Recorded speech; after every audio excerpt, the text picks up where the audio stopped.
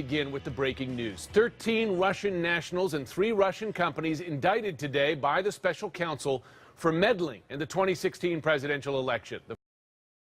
As you can see with the FBI indictment, the evidence is now really incontrovertible and available in the public domain. All the work of the Internet Research Agency, a shadowy Russian organization based in a nondescript building in St. Petersburg. Adrian Chen wrote the story. He joins me now. Welcome to you, Adrian. This is a very bizarre tale that you've written. Tell us, what is the Internet Research Agency? How much do we know about it? Well, we know the bare outlines of what it is and what they do. It's a group in St. Petersburg, Russia, that basically hires hundreds of Russians to spread pro-Russian propaganda on the internet. And one of their tactics is to pretend to be people, Americans and Russians, on social media like Facebook and Twitter.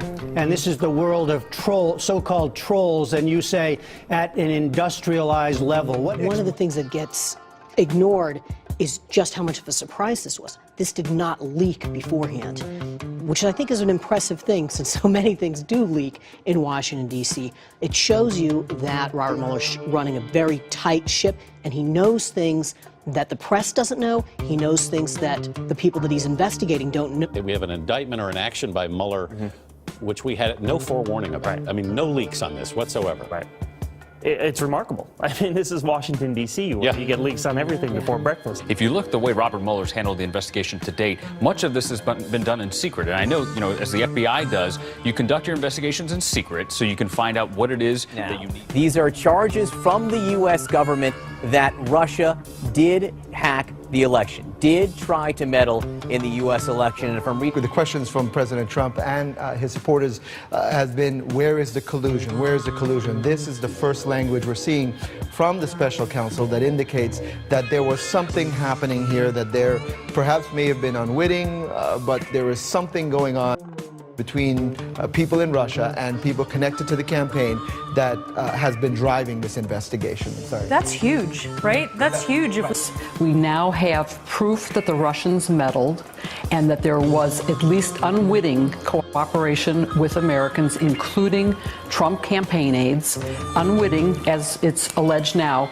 But that's not the end of it. Just because this indictment doesn't set it forth does not mean there's not another one coming.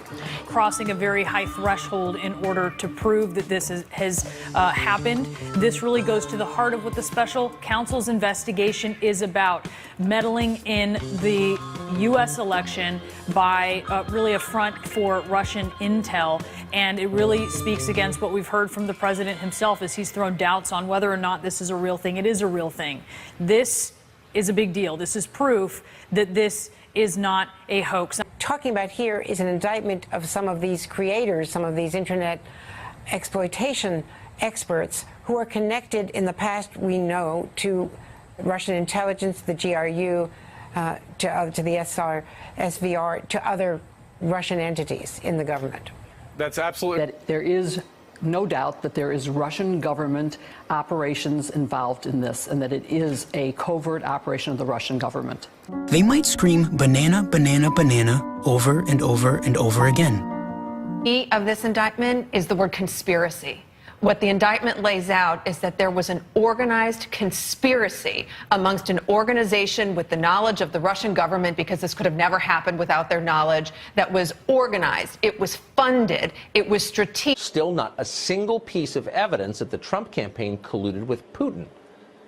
Collusion, you'll remember, was the reason we supposedly needed this multi-year, multi-million-dollar investigation in the first place, the one that has basically ground Washington to a halt and put your concerns on the back burner. There was no evidence of any collusion in there. There was nothing that referenced his campaign. It was all, Rod Rosenstein, the Deputy Attorney General, went as far to point out this at his press conference. But as the weekend was the hacking of the Democratic National Committee and John Podesta, the campaign chairman for Hillary Clinton. That isn't covered by the indictment that came out yesterday. And so we don't yet have a full picture of what actually happened in 2016. This certainly does reveal that any assurances presented by President Trump that this entire thing was a hoax, of course. I thought if they were going to bring criminal charges against any Russians, it would be for hacking into the Democrats' computers, or maybe for hacking into state voter rolls.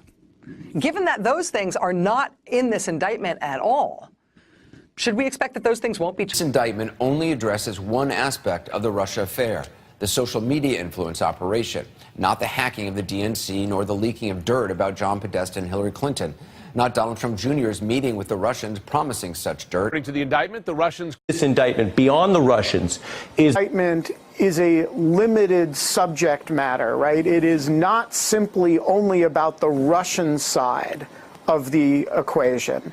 It is only about the social media side, and within that, it is only about the non-governmental side, right? The private sector actions of the Internet Research Agency and associated people. The allegations in the indictment make no reference to the activities of the Russian government or intelligence agencies. So I think the fact that there is no specific collusion allegation is simply a reflection of the subject matter of the indictment. Indictment doesn't say Americans were directly involved. There is actually indication here of American involvement, that they organized rallies. So what would happen if the U.S. government used social media to undermine a hostile foreign government? That may be exactly what the U.S. Agency for International Development tried to do in Cuba with Zunzuneo. The United States government secretly created the equivalent of a Cuban Twitter account. Zunzuneo was part of a U.S. plan designed to undermine the government of President Raul Castro and his brother Fidel. AP's investigation showed the organization behind this was the United States Agency for International Development. In this indictment, there's no specific mention that these operators, these actors, were being told to do what they did by the Kremlin. That is the assumption that everyone makes. This is an apple. One of the big names among those 13 Russians that you mentioned is Yevgeny Prigozhin. He is known as Putin's chef. The man who did this is a professional. Why the nickname The Chef? Prigozhin, who reportedly served jail time for robbery, started off selling hot dogs. It's no longer fake news. What it shows is that in 2016, American politics was doused, saturated with Russian dressing. So he is a figure who is very close to Vladimir Putin. He is dubbed Putin's chef. Also got his fingers in all sorts of other foreign policy pies. I would like to see the ship's personnel file on this plain and simple cook, Mr. Krill.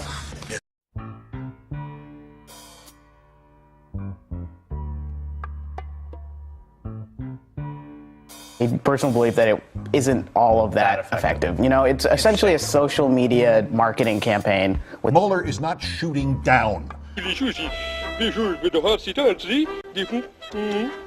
man who did this is a professional. Approximately 1 million people will reach 10,000 degrees Fahrenheit in less than a second.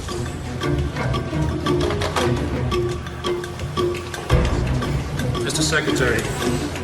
Hey, Baba, we'll just blame it on the cook. Absolutely.